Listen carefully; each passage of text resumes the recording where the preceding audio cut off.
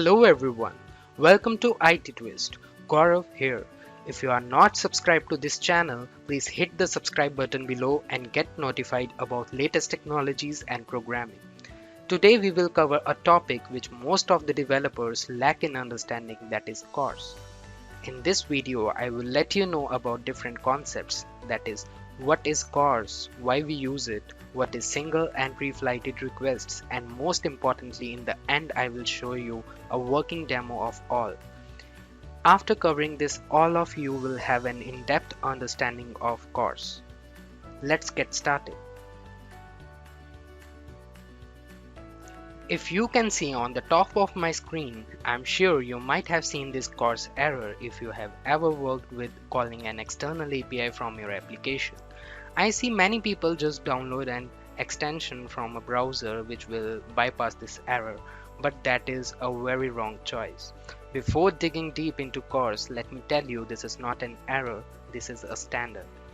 In the traditional approach, when we are not having any CORS mechanism, we cannot simply call an external origin API from a web browser due to security reasons. Cross-origin resource sharing. As the name suggests, we can share resources from different origins.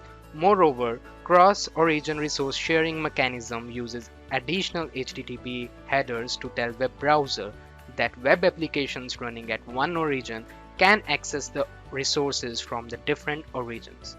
Whenever there is a different origins, CORS standard will come into play. What are different origins then? For example, if you are making an HTTP request from a different domain, say ittwist.com is asking for resources from google.com, the CORS will treat it as a different origin and come into play. Moreover, if you are making an HTTP request from a different subdomain, say ittwist.com is asking for resources from api.ittwist.com, CORS will treat it as a different origin. Additionally, if you are making an HTTP request from a different ports, say ittwist.com port 5000 is asking for resources from ittwist.com port 4000, CORS will come into picture. Also, if you are making an HTTP request from different protocol, say http ittwist.com is asking for resources from https ittwist.com, CORS will definitely come into picture. Let's understand this visually. As shown in video, say from ittwist.com we are making a GET request to the web server of ittwist.com. The main request will define origin. So it is same in both cases, that is ittwist.com. Same origin requests are always allowed. Now we can see, say from ittwist.com we are making a GET request to a web server of abc.com. The main request will define origin. The origin is ittwist.com, but our web server is abc.com. So cross-origin request will be controlled by CORS. Even if in place of abc.com we have ittwist.com with a different subdomain, different port, or a different protocol, the same will also be controlled by CORS. You will see error in console. Let's see the functionality of CORS. We need to maintain list of origins on the server side, which are allowed to read the information from a web application.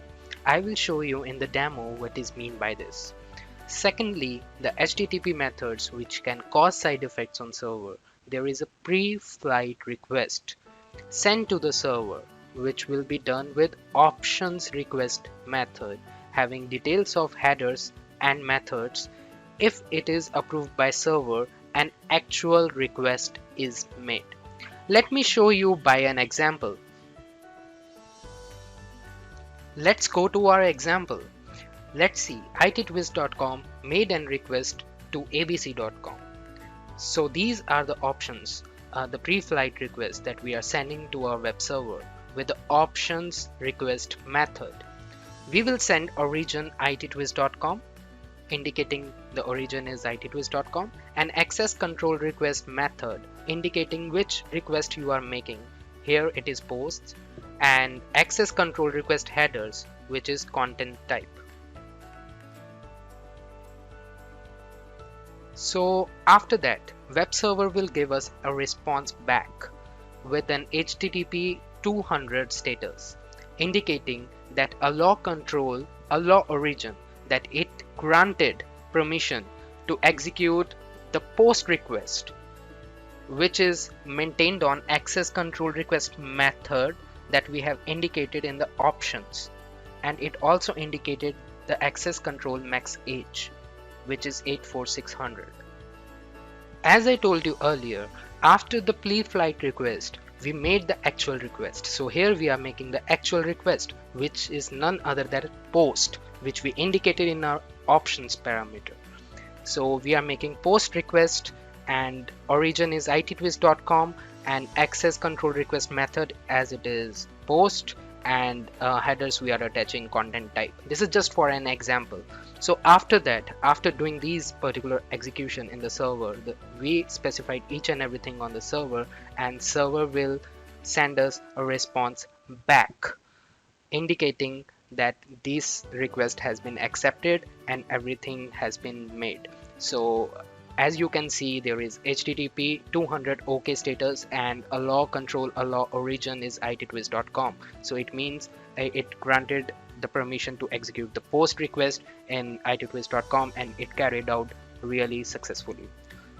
I hope you got it. So now we have single request. A request which doesn't need pre-flight process is called simple request. So basically there is no need of option method round trip, request round trip in single request. A request is termed as a single request if it matches following criteria. There are many criteria, but I have listed few here. In order to refer more, you can find more information in the link attached in description below.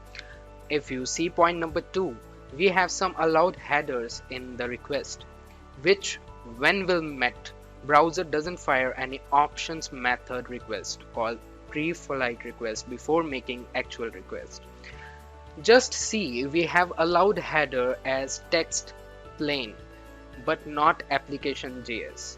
We will see the difference in the demo. When we include text plain in our request, browser will not send options method pre-flight request, but when we include application.json, it will send a pre-flight request. Next we have pre-flight request. We already saw, we already know, but in order to reiterate, first a request is made to the server with options method. Request send first to check if it is saved to send an actual request. If server permits, then actual request is made. Let's see in action. So I am in my Visual Studio Code editor, and what we will do, we will basically, I have created this REST API endpoint in this server, and this is an endpoint, and this is basically a GET request. And when you will see the source code, let's not get into the details of the syntax, each and everything, and I'm just showing you because in the course I have mentioned that it will allow the origin, only this origin, this domain it will allow, rest it will decline.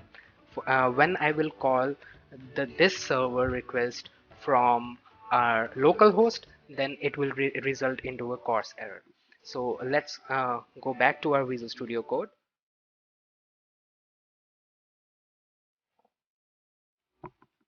Let's start by creating two files, main.js and index.html.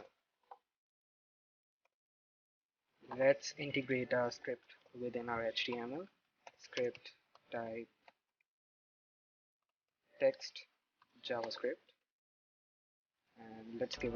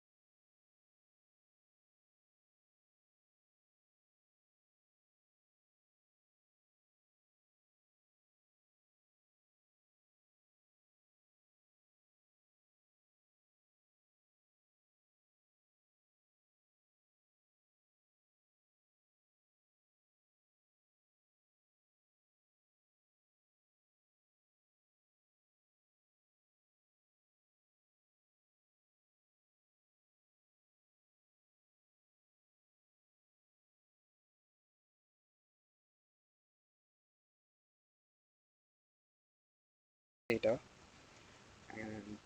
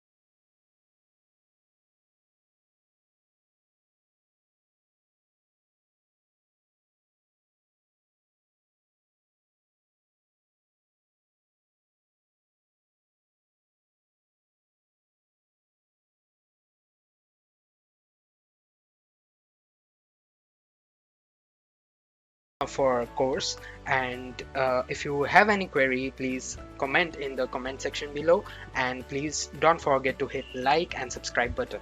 Thanks a lot. Thanks for watching.